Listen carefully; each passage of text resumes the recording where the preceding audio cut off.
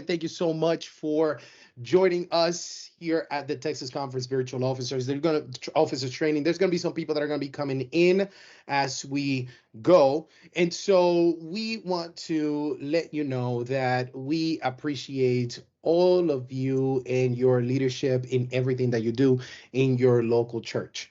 This session, we are going to be talking about how to empower our young people and what are some of the strategies to engage the next generation in church and in their community. Our presenter for today is Kenia Reyes de Leon. She is the youth director for the Chesapeake Conference, and she is a native from New York City, and she spent there a lot of years working as an area coordinator in different levels of our club ministries. She has always been involved in club ministries. We met in club ministries. And so today we have the privilege to have her here with us. Without any further ado, I'm going to leave you here with Kenia. And before we do that, though, we got to pray. So let's have a word of prayer. Let's talk to God.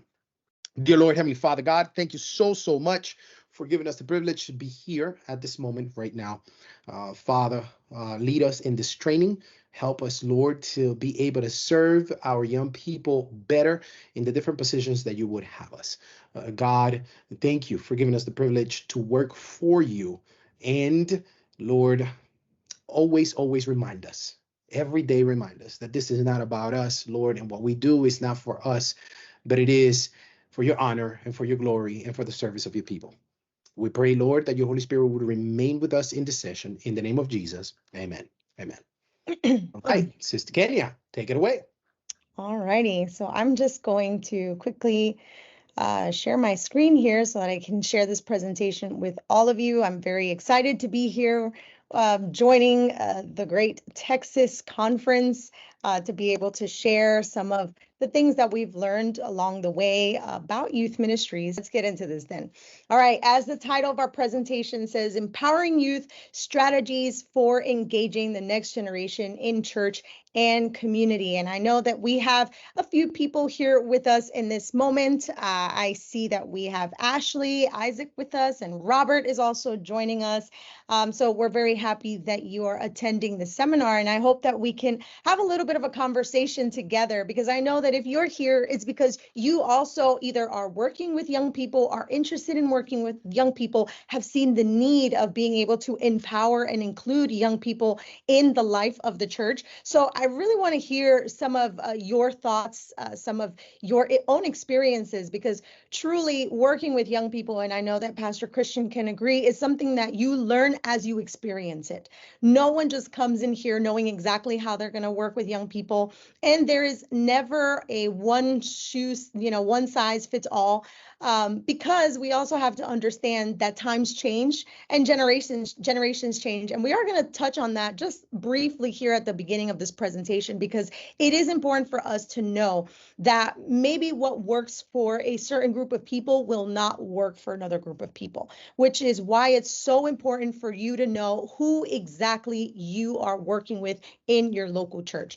So just to get us started, I wanted for us to go into the word engage. Now, I went to school, I went to college, and I decided that I wanted to study English. I'm really big on words, the definition of words, why we use the words we do. And so many times we find ourselves that we are just throwing out words and we actually don't know what they mean, right? What we do most of the time is that we'll hear a word or we'll see a word in its context and we will just assume that we understand the definition.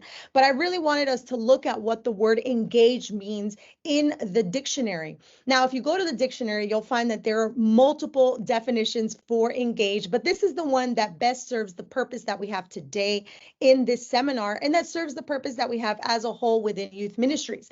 The word engage, as you can see, that first word says committed to or supportive of a cause. And I really liked the word committed there, committed to something. And I'm going to talk a little bit also. I'm going to share with you guys some of my own personal experience when it comes to this specifically.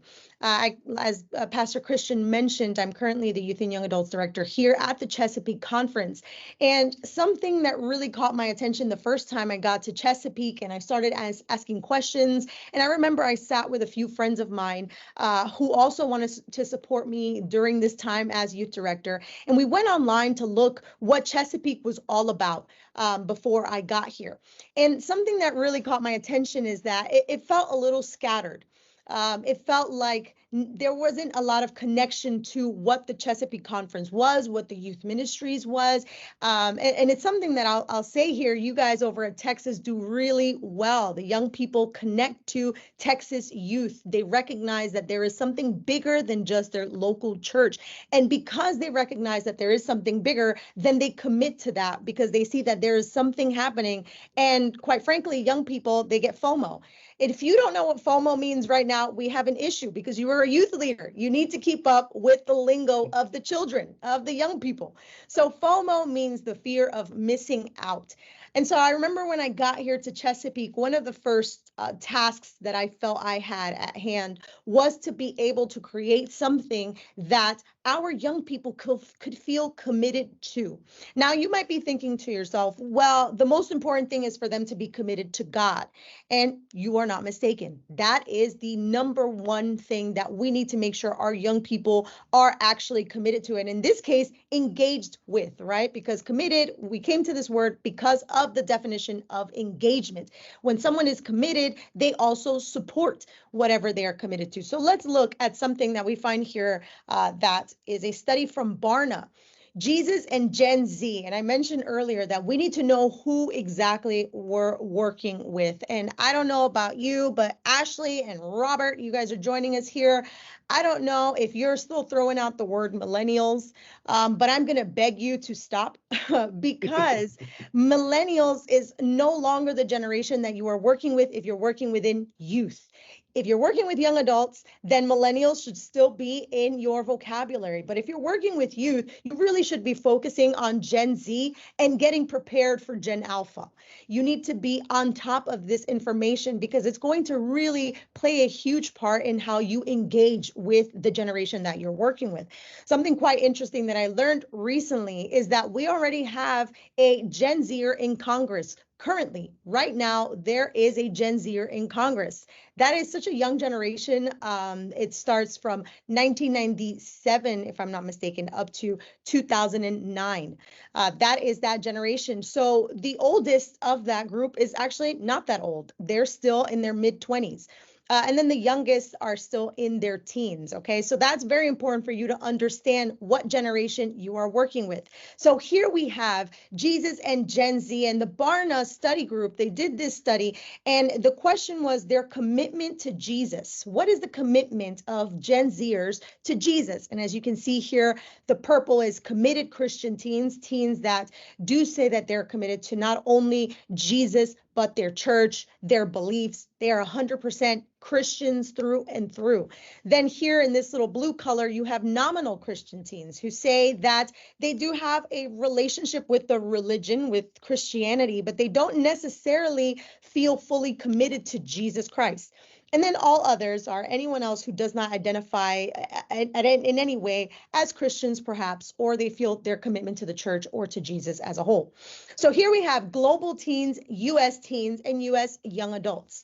Now, globally, these numbers vary. We see that the largest number here are those that are not really committed or not committed at all to Christianity or Jesus. But then we have our U.S. teens, which is what we are mostly interested in. Our U.S. teens, it says that 32% they identify as committed Christian teens. And, you know, sometimes I'm always scared to ask people in these types of seminars, what do you think the percentage is going to be? Because we really sell ourselves short.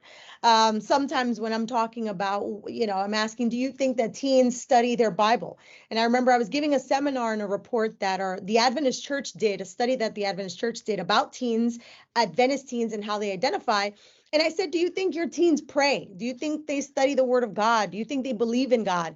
And oh man, the responses that I was getting from adults really made me feel a little bit depressed because they really have zero hope at all in our young people, which is a huge red flag to us because we do have to have some type of hope that our young people are still interested or still engaged in some way. And if not, then we shouldn't look at them as the problem, right? We need to look inward and say, why are we not doing what we're supposed to be doing?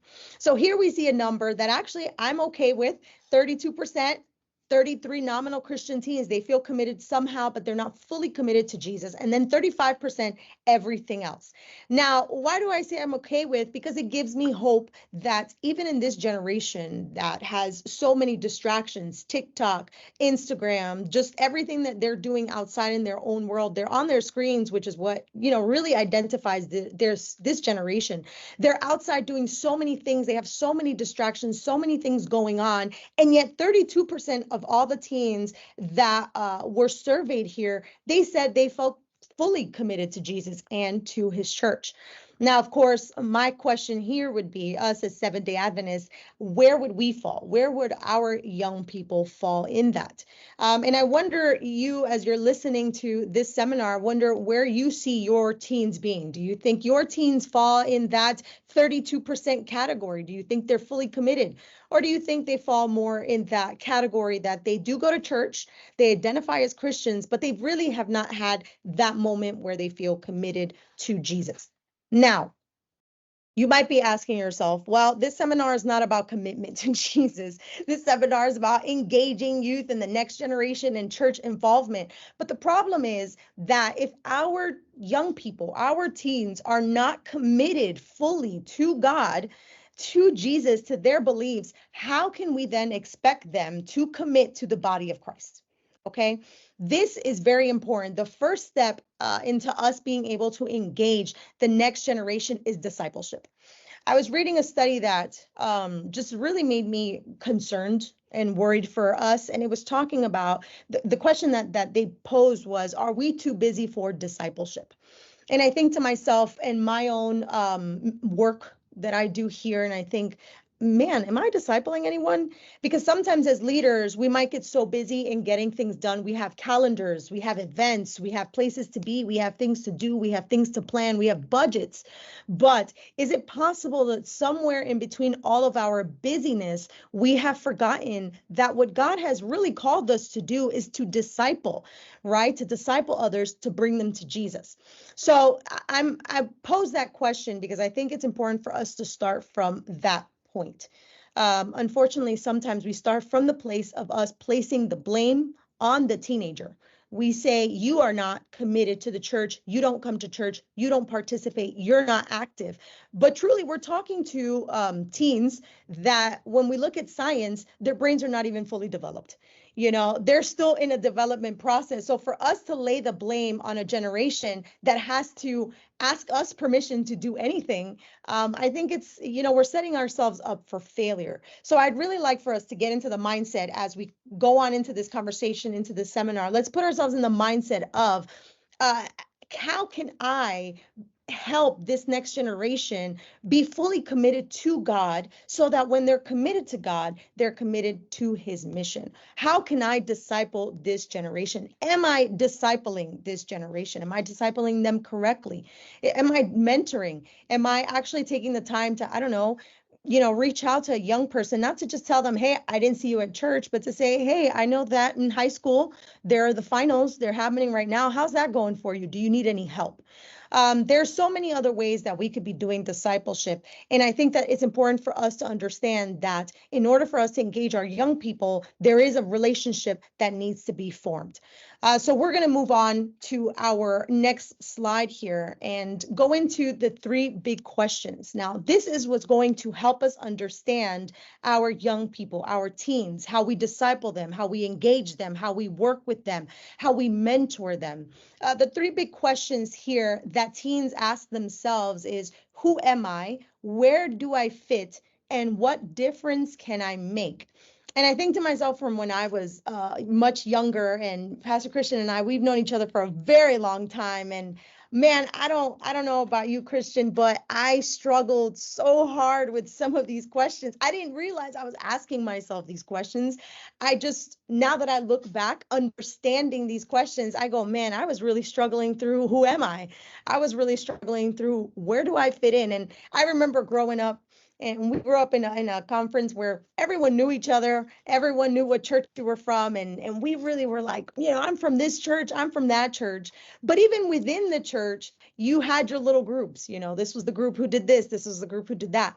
And sometimes we might criticize these things, but ultimately it's something that is in our human nature to find what group we are part of and what group actually I relate to. And it's all because I'm trying to figure out who am I. I remember when I was in high school, I grew up in a high school where there was just a multitude of ethnicities and races, and but there were certain things that every kid wasn't doing. Particularly, I remember, now if you're in the know, if you don't know, you need to go find out. But I remember, the big shoe back then were any type of Jordans. You had to have Jordans. Like Jordans was the thing. It was the cool thing to have. But personally, I didn't have Jordan money. So I was not rocking any Jordans unless they were hand-me-downs. But I do remember that I didn't even want Jordans. I wanted Converse. And anyone who was wearing Converse in my high school in that time, well, you were categorized a certain way. You were a little weird. You were a little strange. You weren't like the rest of us. But for some reason, I just had this rebellious spirit of, well, this is who I am. I'm kind of a little rocker and I wear Converse. And I remember I even bought a skateboard that I used once because I'm actually really scared of skateboarding. But it was all a part of me trying to figure out who am I? Where do I fit in? Yeah, Pastor Christian put in the chat. We have Jordan money now. I don't want Jordans now. They're not comfortable. We need support over fashion. But it's funny how that was such a huge part of our identity, or at least us trying to figure out our identity. So as we look at these questions, as we think to ourselves, I'm hoping that you're thinking of some young people in your own church. Are they possibly struggling with these questions? Is it possible that as we help them answer these questions, we can then help them be engaged in the church, be engaged with the larger mission? Because ultimately, if we think about it, if we go back to Jesus during his time here, it's so interesting that in many ways, when we look at the life of the disciples that were with Jesus, that he discipled directly, we'll see that a lot of them got answers to these questions. A lot of them were also struggling with a lot of these questions of identity, right? Because ultimately, these three big questions, they come down to three words. They come down to identity, belonging, and purpose.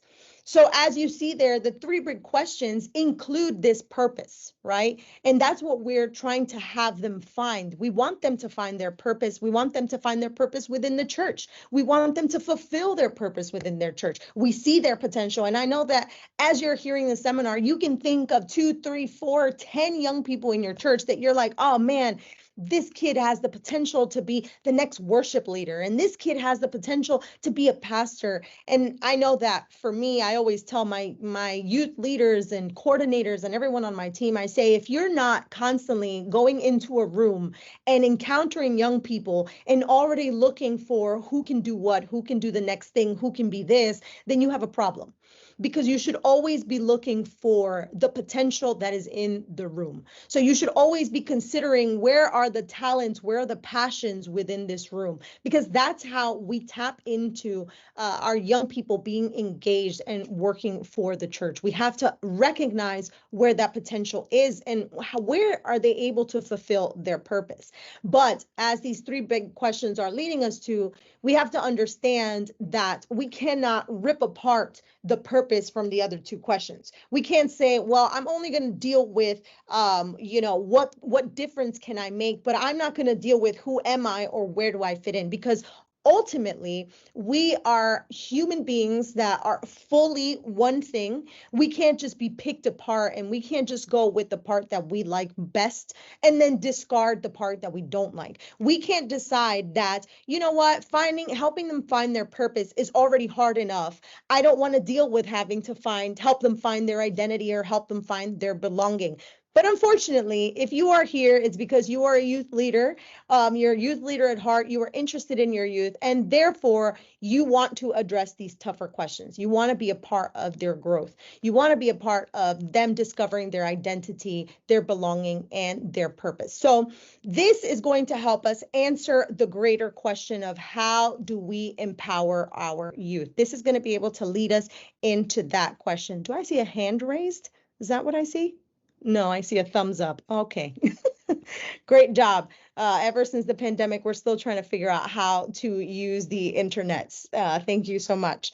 All right, continuing here, we're going to move on. We have our identity, belonging, and purpose. Now, how can we help our young people answer that? As we seek to engage them in the church, I need us to understand that we can't just be looking at our young people as volunteers. We need to see them as people. Okay, our young people need our help. So what is a way that we can help them understand the response to this question from a Christ-centered view, from Jesus Christ's perspective? How can we answer their identity, their belonging, their purpose? Who am I? Where do I fit in? And what difference can I make? So how do we help them answer these questions? Who am I? I'm enough. We're enough because of Jesus. Where do I fit? I belong with God's people. What difference can I make? A story that I'm invited into God's greater story. And I was able to read this book, The Three Big Questions from the Fuller Youth Institute, where they really dive deeper into each of these questions and how we can help them answer it. But if you can see, here we are answering these questions, and slowly it's like a step-by-step process. When you help them understand that they're enough because of Jesus, that they are children of God, that they then, because they are children of God, they belong with the other children of God. They belong in this place, this church, this home, right? Which brings us into an even bigger discussion of, is that place where they belong welcoming them? Is that really a safe space for them to be a part of God's people? Or are they kind of being forgotten even within the church, right? And what difference can I make? And it says that I'm invited into God's greater story. I always tell people, just because the Bible stopped being written doesn't mean that the story has finished. And sometimes we like to admire all of the characters in the Bible, and we say, Moses, he was such a humble man, and what a great leader, and we say God used this person and Daniel and Ruth and Esther, and we forget that even today God is using so many people. And just like he did in the Bible, God is using young people, and he wants to use young people, but he also needs our help so that we can motivate our young people to be used by him, their talents, their skills, all of the potential that they have. So now that we've gone through who they are, right? Why are they here? Who are they? Where do they belong? What's their purpose? Now that we've gone through these questions and we're trying to find how we can answer them through the discipleship, if you go to a young person and you say, hey, I think you have great potential to do this. Why don't you help me with X and Y thing, event, ministry, whatever? Now, I don't know about you, but I've come across some very spicy young people. And what do I mean by spicy? I used to work with some young people in New York, where I'm originally from, and I am specifically from the Bronx. And the Bronx, we have we have some big reputations. And part of the reputation of just the Bronx and New York overall is that we're not the nicest people. And I will say, when I moved here to Maryland, I was kind of taken aback, to say the least, when I had people say good morning to me. Just random people. I didn't know them, and they'd say good morning, and I'd look at them and I'd be like, why are you talking to me? Because in New York, if someone is saying good morning to you, they're not okay. Something is wrong. You're either going to fight or flight. It's going to be one of the two. So I remember growing up, I grew up in this type of world, and we had some spicy young people. And they sometimes they'll respond to you. You ask them something and they will say exactly what they feel. So I don't know. I've never dealt with our Texas youth. I don't know just how spicy they can get. But I do remember one time I was in a Pathfinder club in my church, and there was this one young girl, and my dad at the time was the Pathfinder director. And for me, My dad is the leader of leaders when it comes to working with young people, along with my mom. And I'm not being biased. I promise you, I'm not being biased. I like to just be very honest about it. But I admire them because there are two people who have been able to work with young people, engage young people in such a way for so many years. They've done it in different generations. They did it with millennials. They've done it with Gen Zers, and they're currently like at the end of those Gen Zers working with young people who are fully now committed to God and committed to his church because of the work that they've done. And I was able to see kind of this happen in full display. And when my dad, he's a Pathfinder director, and he's a very quiet guy. Christian knows him. He knows he's not a big chatter. He just kind of like lays low. And he was talking to this one young girl as he had just taken the Pathfinder Club, and he just says hi to her, and she turns around. She's about 12 years old, and she goes, "I don't even really want to be here." Just straight out, just says it. And my dad is like, "Okay." And she's like, "My mom is forcing me to be here. I don't want to be here. This is boring." What was boring was that we were doing Pathfinder books, and she was not interested in doing any of the Pathfinder work. She just wanted to do drilling and marching and play some sports. And so my dad just nodded and said, "Okay, well, it's time for us to work." So he just left it at that. But I remember seeing him slowly talk to her more, just ask her questions, just be silly with her. He would ask her about school. He would say, "Hey, how's your mom? How's school going?" And slowly I saw how he was kind of chipping away, right, at this attitude that she had at first. And I remember that one of those times he said, you're so smart. You have so many, you have so much potential. You have so many talents. You have so many skills. You should come help us as secretary of the club. And mind you, at this point, she's maybe 13, 14 years old. And he tells her this. And for us, it's such a shock because we're like, she's pretty young to be secretary of this club. And we didn't have a small club. It's a pretty large club. And so I just remember my dad threw that out there. But she was still spicy. So she responds to him and she's like, "Well, why should I? I don't want to." And I remember being like, "Oh, well, there goes that." But luckily, I'm not my dad. And my dad is, at the time, he was just a phenomenal leader. And so he said, "If you don't want to, that's okay, but maybe you should think about it." And so they left the conversation at that. And he continued to keep putting, more responsibility on her. She became captain, and then she was like a junior counselor, and she was doing all these things. And then finally, when she was about 15, I think, about 15 or 16 years old, he goes up to her and he says again, "I really want you to be the secretary of the club. I think you can do it." And I remember that when he said that time, she said, "Okay, I'll do it." And I remember maybe a few weeks later, she's like, "If I'm going to do it, though, I need a new computer." We had a very old computer. And so he was like, "Anything you need, I will provide." And he went and he told her, "What computer do you need?" And he got her exactly the computer she needed. And I remember she transformed that secretary office because she just felt so committed to this. And she would walk in with her little clipboard and taking notes. And she said, "I have announcements and I have to organize this." And to see a 15-year-old just so fully involved and fully committed to this at such a young age, you have to ask yourself, what was done here that made this possible? So all of this story of my experience with this very spicy young person is just to say that sometimes you're going to walk into a question where your young people are going to ask you, why should they even be involved? Why should they care about the church? Why should they care about the ministries of the church? Why should they care to do anything for the church? Right? So then we have to be able to answer these questions for them. Is it just because you need more help? Is it just because you're lacking volunteers? Is it just because you think that it's what needs to be done? Unfortunately, if you answer any of the above, if you just say, "Well, we need more people to help," well, you're here and you should be helping. If that's the way you answer a young person, you're going to find yourself in a problem where instead of making progress, you're going to go backwards. So I want to help you be able to have the answers of why our young people should be involved. And here we have number one, it says that it helps them develop a deeper relationship with God and a sense of purpose. And I know that all of us who have worked for the church in some way, for any ministry, we understand that it has helped develop a deeper relationship with God and a sense of purpose. I say it all the time that I'm pretty sure that God has me doing what I'm doing, and has me married to a pastor because God said, this is the way that I'm going to keep you close.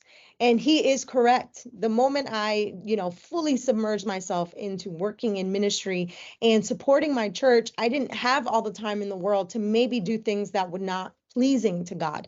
So it does help us get closer to God, to depend on God, and it fulfills that sense of purpose. When we think about the beginning, we think about Eden, we realize that God creates man and he doesn't just say, well, I created you, go live your life, right? We see that in Eden, God creates man, but he had created, before he had even created him, he had created a purpose for him, right? He creates the animals, he creates the trees, he creates all these things, this beautiful, wonderful garden. And then he creates man and he tells man, this is what you're going to look after. This is what you're going to supervise, what you're going to take care of. You're going to name the animals. You're going to take care of everything I have given you. And God knew from the beginning in his wisdom that humanity would need to feel the sense of purpose, of doing something with their knowledge, with their gifts, with their talents. And he was not wrong. God is not wrong. So we have to remind our young people that the reason why they need to be involved is not just because we want them to do something. It's not because we need more help in, the sound room, because that's where we love to have our young people in AV. It's not because we need more help in those places. It's because through their involvement in this ministry, they do get closer to God and they fulfill their sense of purpose. They don't have to look for their sense of purpose outside in other places. They can find it in God and his church. It also gives young people a sense of belonging and community. Like I mentioned before, when I got here to Chesapeake, I really wanted our young people to feel an identity to the Chesapeake Youth Ministries, to the conference, to the greater church, not just their local church, because I wanted them to feel a belonging to something. Now, why is that so important? When I was growing up, for us, it was just a really big deal to be from the Greater New York Conference. It was just a really big deal. Look at that. Christian, be careful. You are Texas youth. And we love, and I know we still hold that Greater New York Conference in a very special place in our hearts. Why? Because it was a place where we felt we belonged. And I think more importantly, now as youth leaders, I know we both understand that it was a place where we were given a purpose. Where we were given things to do. And I just remember that feeling like I belonged to something, feeling like I was a part of something, that just kind of drove me to the next step of saying, well, if I belong to this, if I'm a part of this, then I need to do something to help it, right? And so I remember that when I was about 12 years old, 13, we still didn't have anything like that. And then our youth director at the time, he came just swooping in. And all of a sudden, his team was comprised of all of these teenagers, just a bunch of young people. And I remember that I would see them. I would go to our camp meeting and I would see them under this big tent. And I would see that his entourage was just a bunch of young people, guys, girls, and all of them just looked very busy. They looked like they had places to go and things to do. And they had, they had golf carts, which for me was a huge plus. And you saw them doing things and they got access to special things. But it just really caught my attention that some of these young people who were just, putting microphone wires and putting chairs, they were like me. They looked like me. They were teenagers. And so I remember that I was like maybe 14 years old. And I told a friend of mine at the time, I said, hey, how can I want to do it too. How can I do it? And he said, well, I'll talk to Pastor for you. And I said, great, please. And so I remember that he asked him, and I was just kind of waiting for his call. And I was like, is he going to say yes? Is he going to say no? And then my friend calls me and he says that you can go, but he needs to talk to your mom and dad. And I was like, great, Mom, I need you to talk to the pastor. And the pastor called my mom and he said, we'd love for her to join our staff for next summer. She's going to be doing all these great things. And I really want to give a shout out to the parents who make it possible, because without them, we really can't be doing the work that we're doing, the parents that are supportive. So if you're a parent, that's another huge element, understanding that we need to count on you as a parent, as youth leaders, that you will support the work that we're doing by supporting your kids to be able to join us in what we're trying to do. And so I remember my mom said, okay, and my mom's kind of a strict mom, but she understood that this was where I needed to be. And so I remember the next summer they gave me my tasks and I was the one in charge of like the volleyball section, and they put me in a cabin, and it wasn't the most nicest cabin. It was not comfortable. It was pretty, whatever. It was kind of falling apart. But do you think I cared? I did not care that this place was falling apart. I did not care that I had to spend a week in a place that, maybe I didn't have all the comforts of my own home, because ultimately the fact that I was going to get to do something was a lot more important for me. So I was able to feel this sense of belonging and community, which led me immediately to feel like I had to do something to be able to continue building this community that had made it so possible for me to feel comfortable and called by God. Here it continues to say that they should be involved because it allows them to use their gifts and talents to serve others. Now, sometimes we might think that we know what gifts and talents a young person has, but slowly as we allow them to be involved, we'll see that just like a flower, they'll start to blossom, and things that maybe you didn't see before, you'll see now. All of a sudden, that kid that maybe you thought was too shy to lead out in something is the kid who is leading out comfortably and speaking on stage comfortably, all because you gave them the opportunity and you said, hey, I really do believe that you can do this.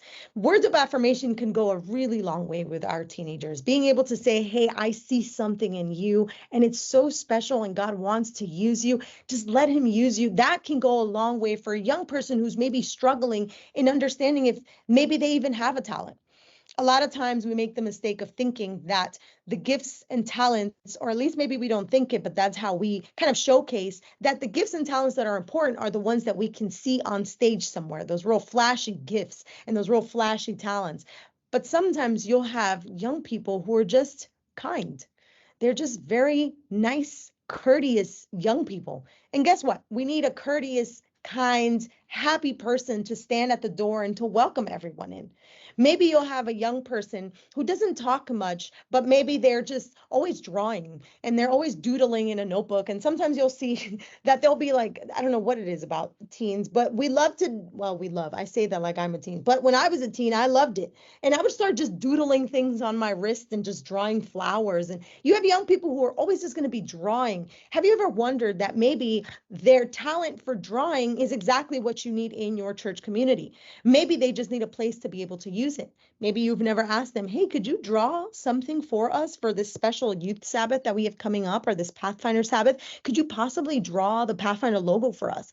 And maybe at first they'll be challenged by the idea, but we want to be able to challenge them, right? We want to be able to say, hey, I noticed that you did this, and now I want you to do it on a bigger scale. So we have to allow them to use these gifts and talents, give them permission to use them, and not just discard a gift and a talent because it doesn't quite fit the narrative of what our church is doing.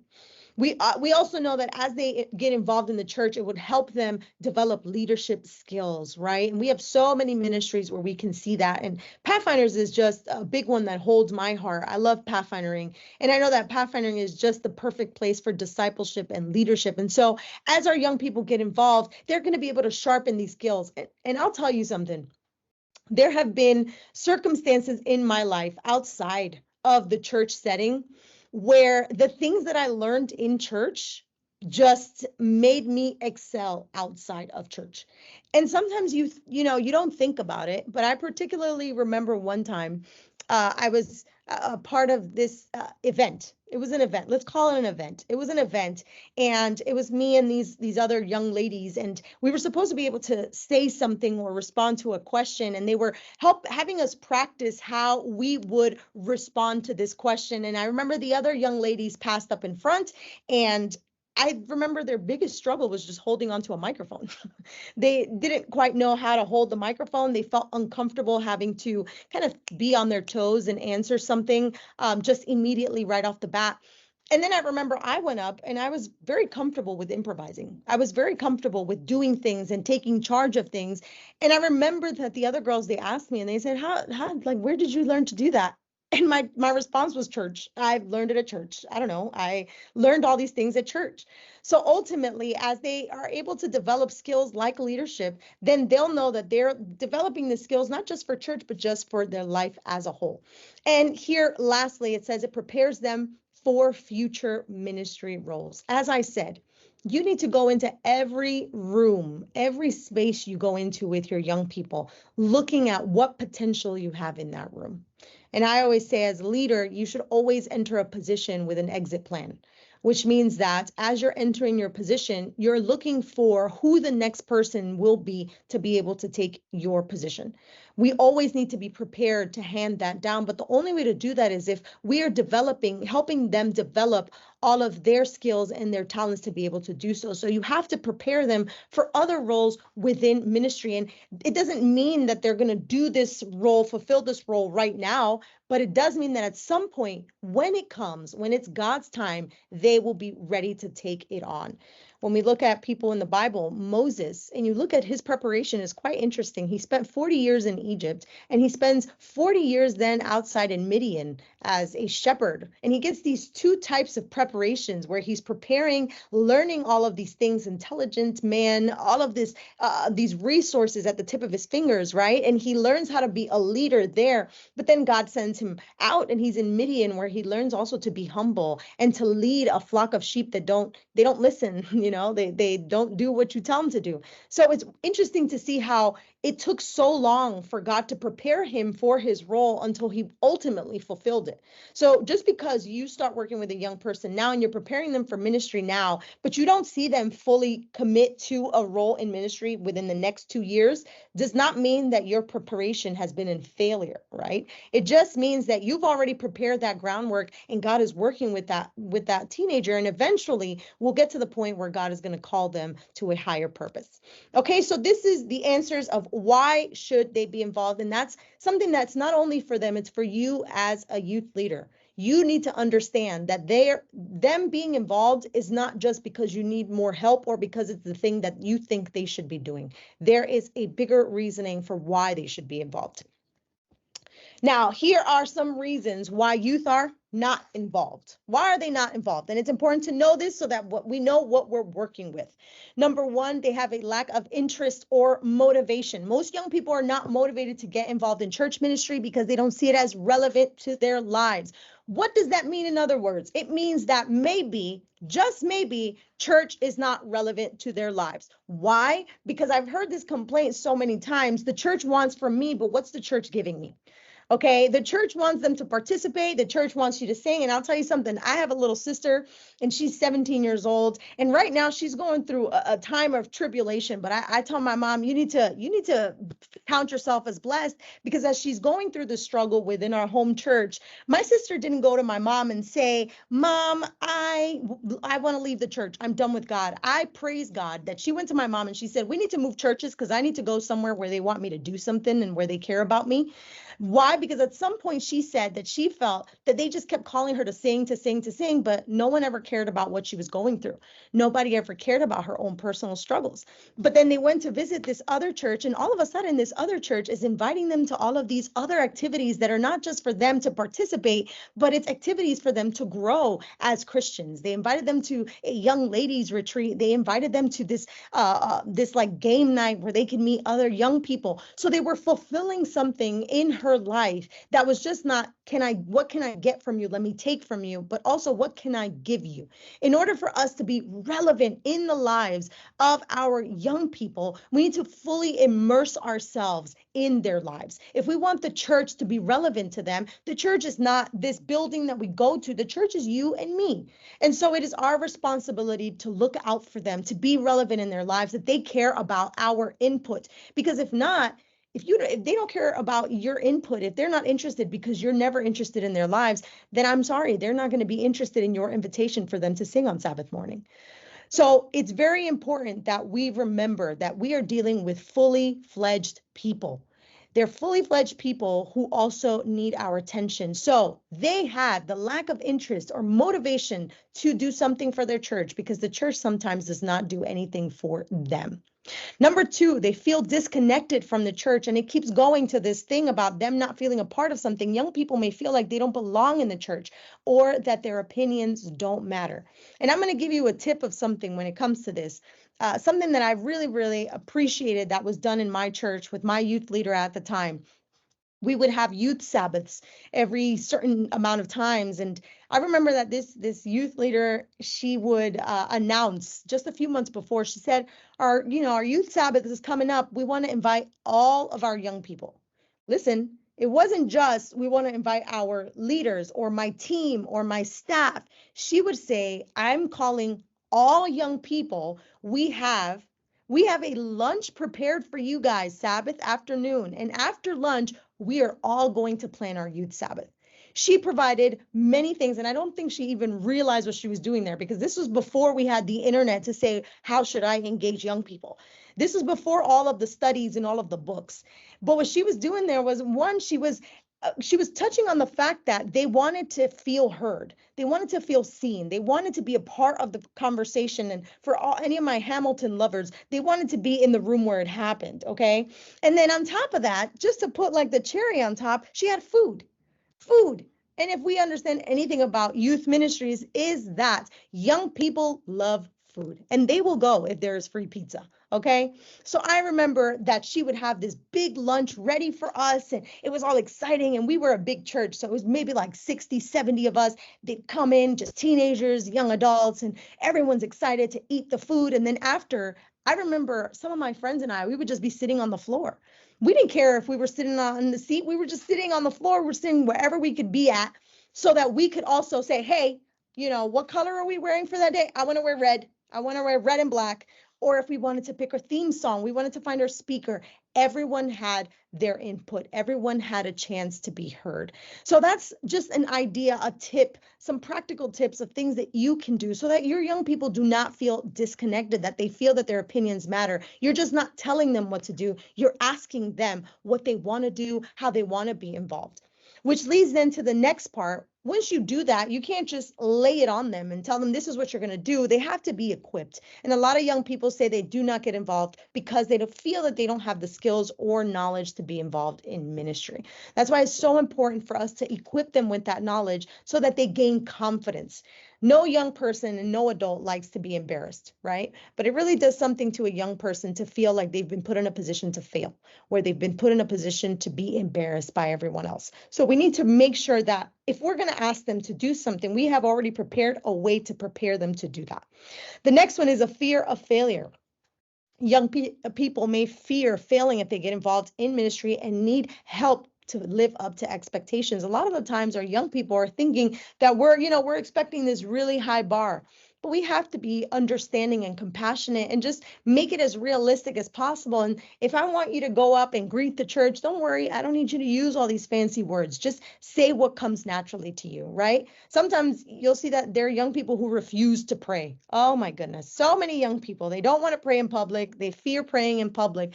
And sometimes we're a little too hard on them. And we're like, don't you want to pray to God? Yes, they want to pray to God, just not in front of other people, because they feel that sometimes they need to use all these fancy, humongous words in order to speak to God in front of the masses.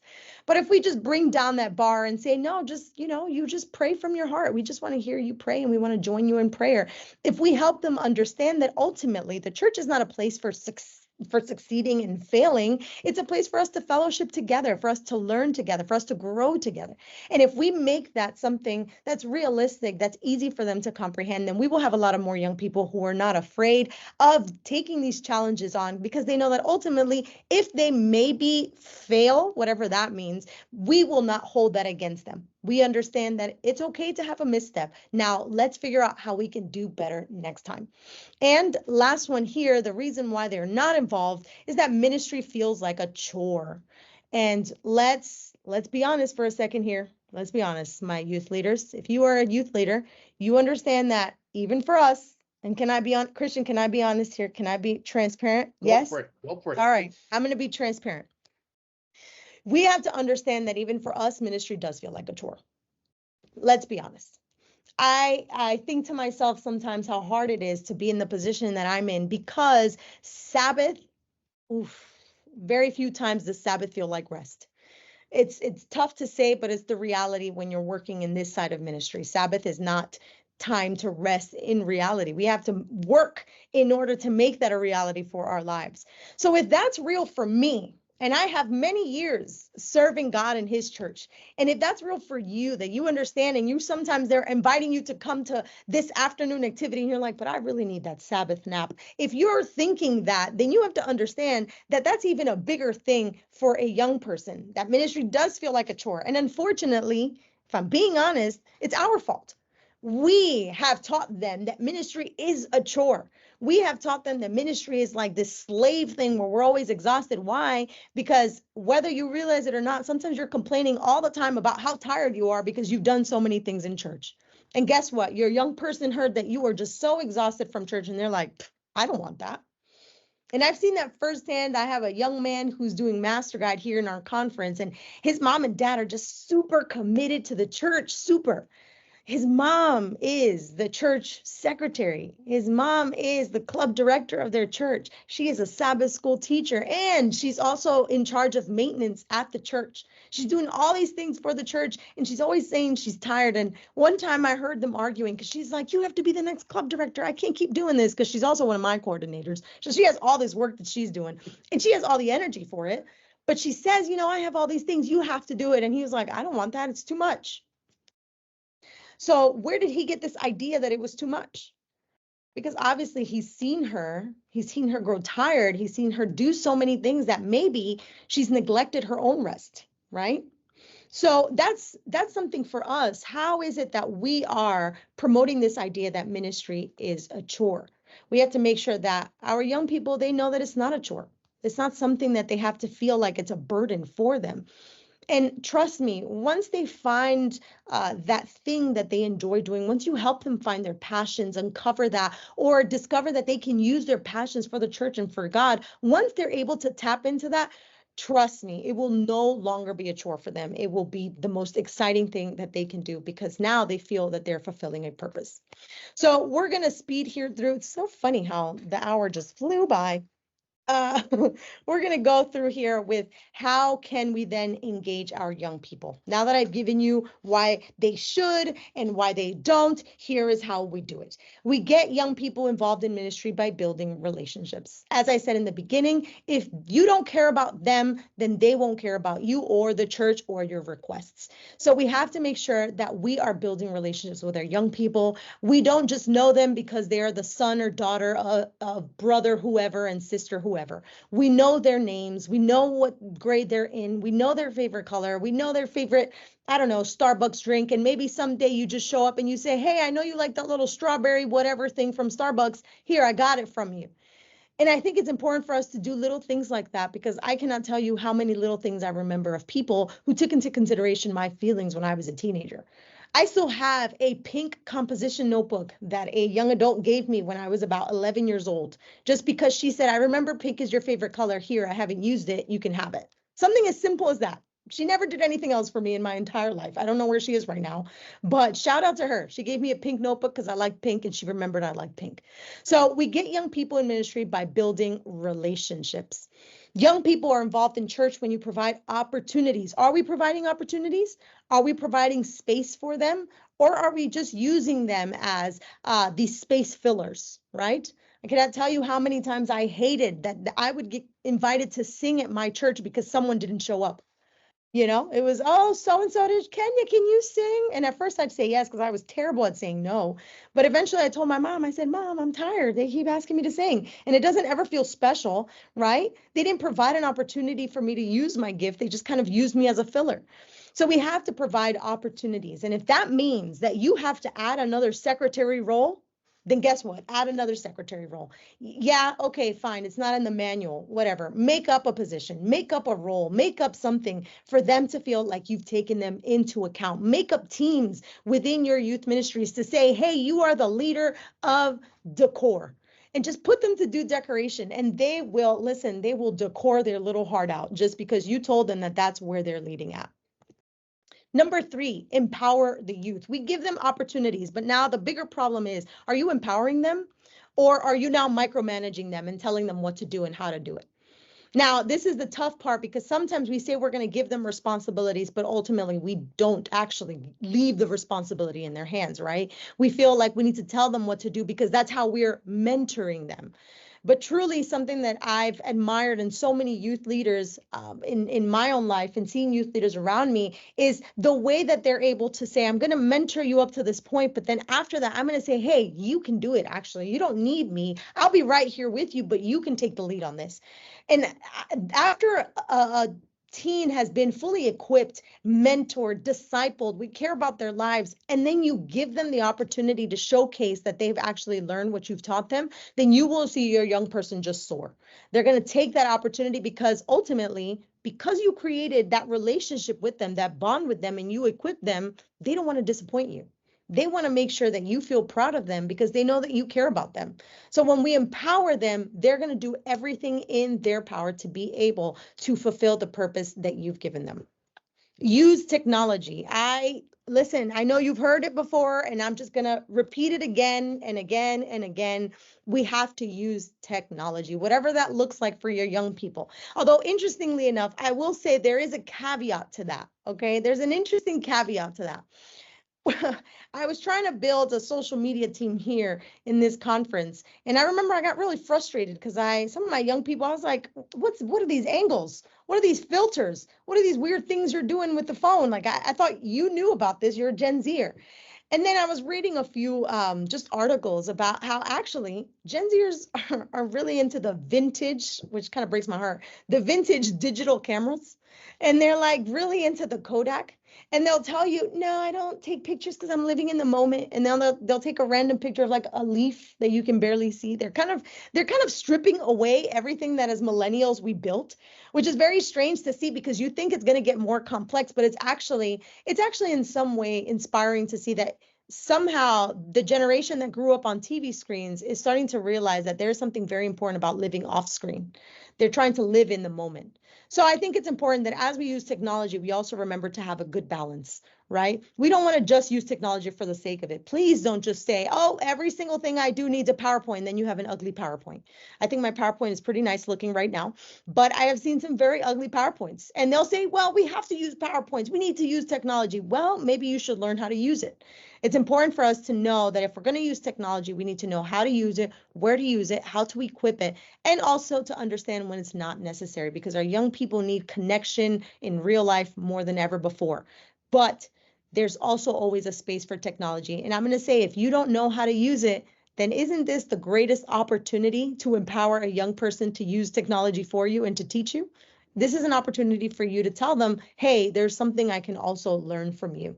So make sure you keep these things in mind and you always stay on top of things. I will say that for myself, I stay on the social medias and things, and I'm looking at trends and I'm looking at what they're doing because I need to stay on top of that. So if you have to go on social media, but you're like, I don't like social media, you're going to have to do it. That way you also know that you're meeting your young people where they're at. You're not forcing them to come just to you. Be relevant. That use of technology, that use of understanding that right now what was once old is now vintage and cool.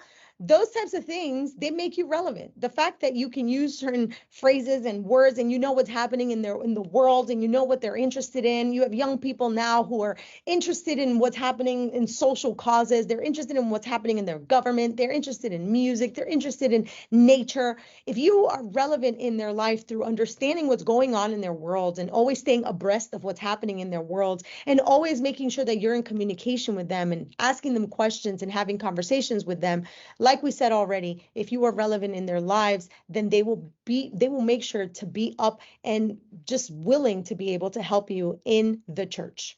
Now, I'm going to end with this, 1 Timothy 4:12-16. Don't let anyone look down on you because you are young.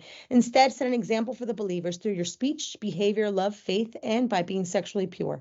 Now, we always stop there at 12, but I want us to keep reading what it continues to say. It says, until I arrive, and this is Paul talking to Timothy, pay attention to public reading, preaching, and teaching. Don't neglect the spiritual gift in you that was given through prophecy when the elders laid hands on you. Practice these things and live by them so that your progress will be visible to all. Focus on working on your own development and on what you teach. If you do this, you will save yourself and those who hear you. Something very interesting here that I just want to make a point out of is that it says that it was given through the prophecy with the elders. The elders believed in Timothy, and therefore the spiritual gift was received because they believed in Timothy. Do you believe in your young people? Are you giving them the opportunity to show the spiritual gifts that are within them that God has already placed in them?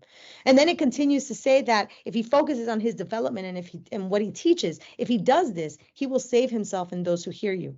So that means, in other words, the fact that you are engaging your young people, empowering your young people, mentoring your young people, discipling your young people will not just be for their benefit. But like it says there, everything that they have learned, that they developed, would not only save them, but it will also save those who hear them. So as you work, remember that you are not just working for 1 or 10 or 20 people. You are working for a bunch, hundreds possibly, of other people who will come to know God because of the work that you've done through one young person. I hope that this presentation was a blessing for each of you, and I thank you for your time and your attention, and may God continue to use you as you work with your youth. Awesome. Thank you. Thank you so much, Kenia. That was amazing. That was an actual blessing for me. And I am absolutely glad that you were able to come and be here with us during this session. This was a great information. Thank you so much, Kenia. It's been a blessing. All of you, thank you so much for joining us. We are glad that you are leading, and we are glad that you are helping and your local church and your young people. God bless you, and we see you later.